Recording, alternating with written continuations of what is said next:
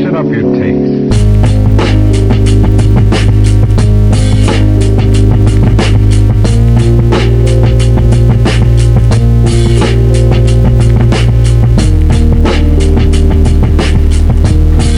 Morning chaps, sporting the Muntins equipment to keep me warm on this chilly morn today.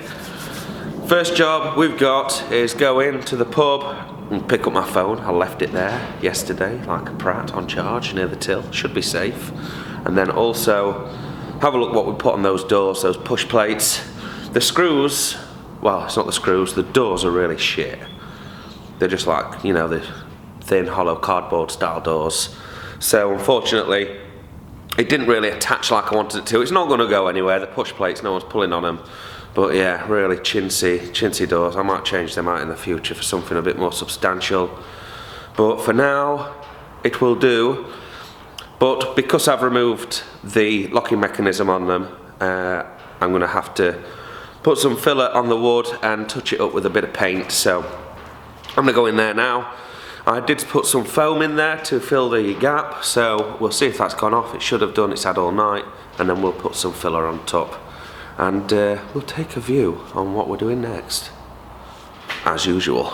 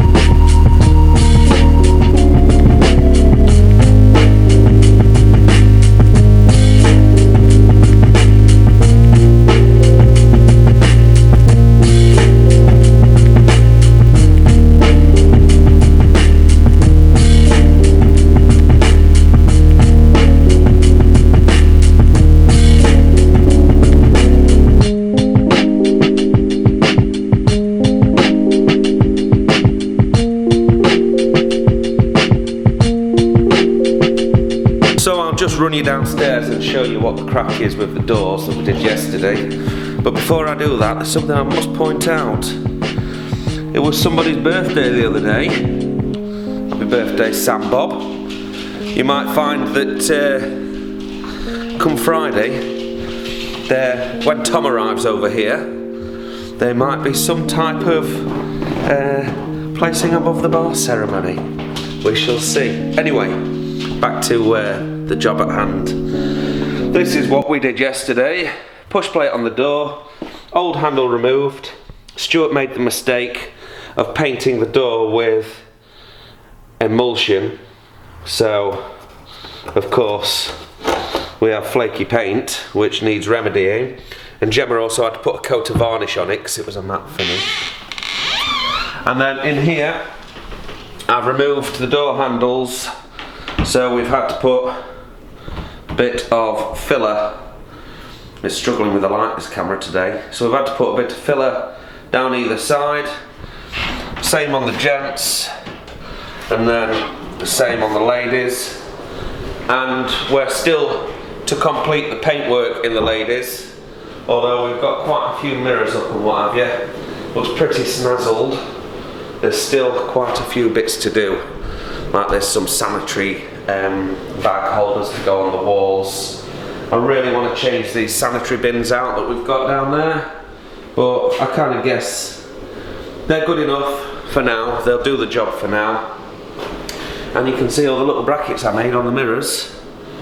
Worked perfectly. I did notice there, look, the bloody screws poking through. Can't win, can I? So, let's get out of the toilets, a bit pervy, and go and assess the situation as to what we're going to do next. I really would like to get out into this garden and do something out there. Cigarette butts and leaves at the minute. We definitely need to fabricate some type of fag bin.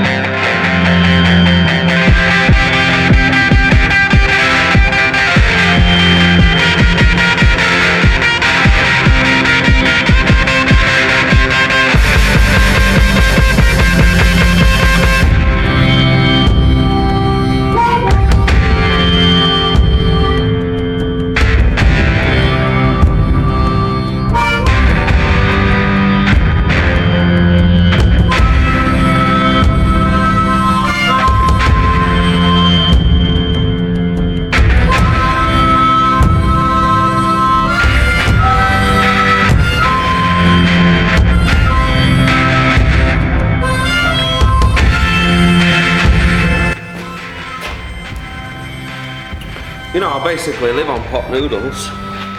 Anyway, compressors arrived.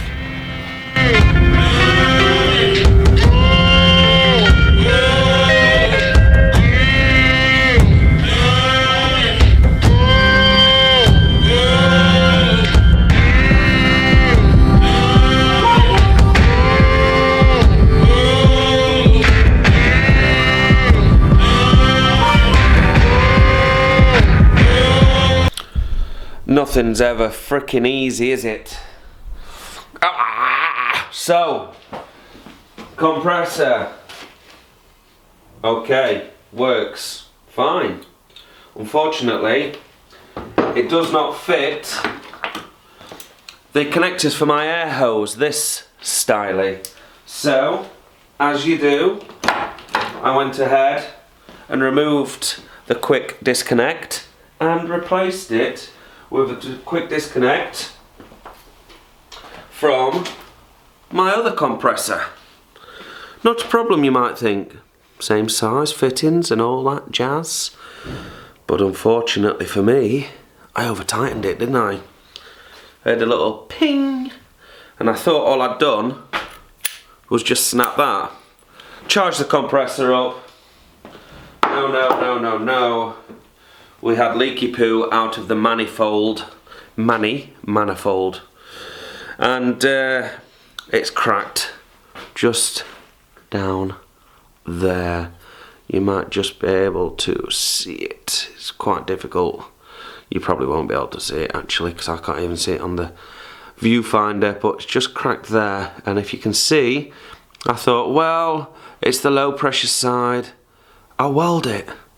No, I think it's made out of magnesium or zinc or something like that, because as soon as you put the TIG torch onto it, lots and lots of smoky, lots and lots of flamey. So it's a no-go, I'm afraid. Fortunately, I have found replacements on eBay for less than 20 quid. And they look very, very similar to this. Unbelievably so, if I'm honest. But to make doubly sure, I've also contacted the company that I bought the compressor off. I've told them the situation. I haven't tried to blag them or anything.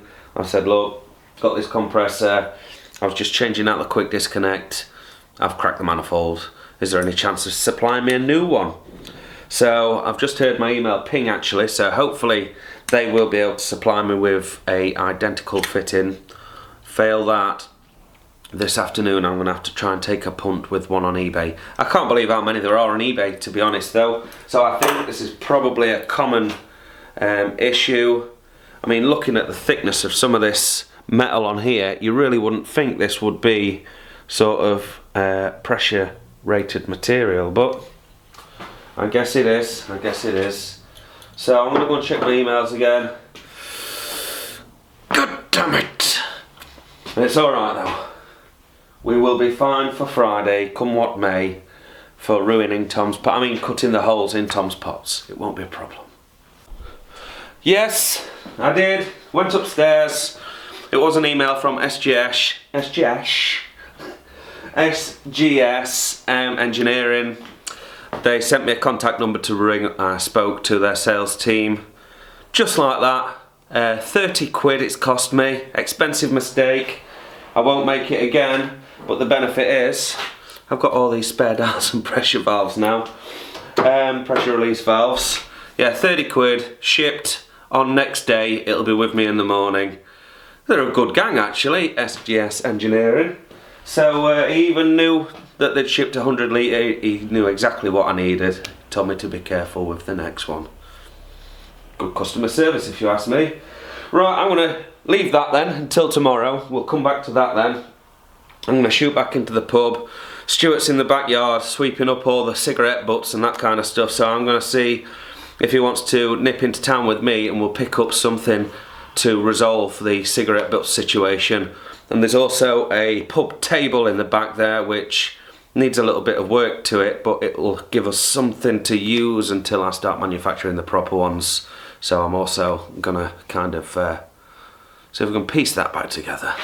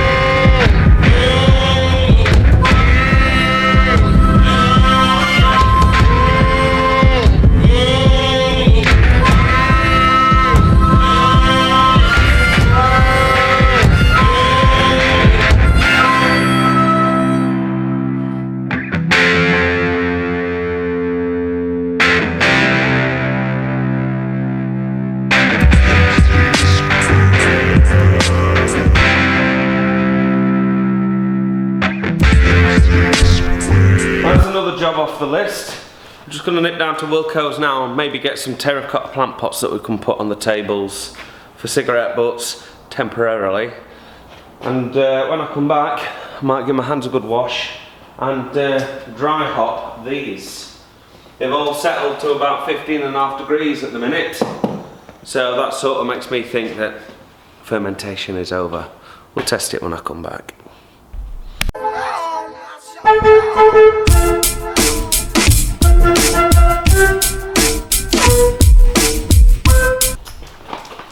He's a good lad.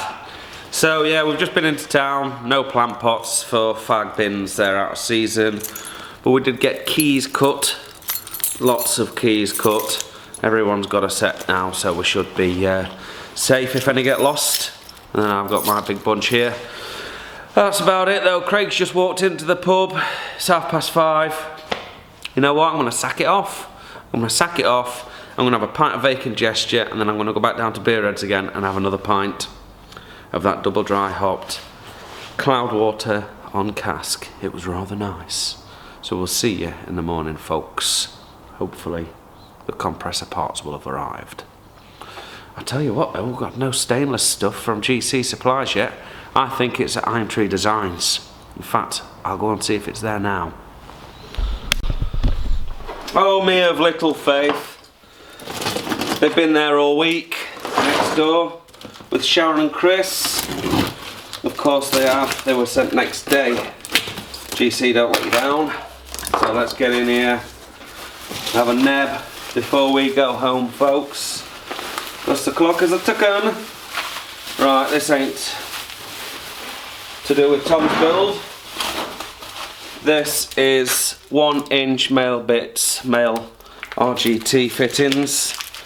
You can see because we're going to start to plumb in all of the pipe work for the plate chiller permanently, and it's all going to be running 1-inch RJT. Here we are, Tomboy. These are some of your little pieces, mate. So these are your flangers for the elements. I think they're called flangers, I normally get it wrong. Here are your tri-clamp clamps. And oh, I got myself some 1/2-inch BSP nipples and some 1-inch RJT liners. Liner? Yes, liner. Another clamp. 1-inch dairy tube bends, hygienic pipe bends.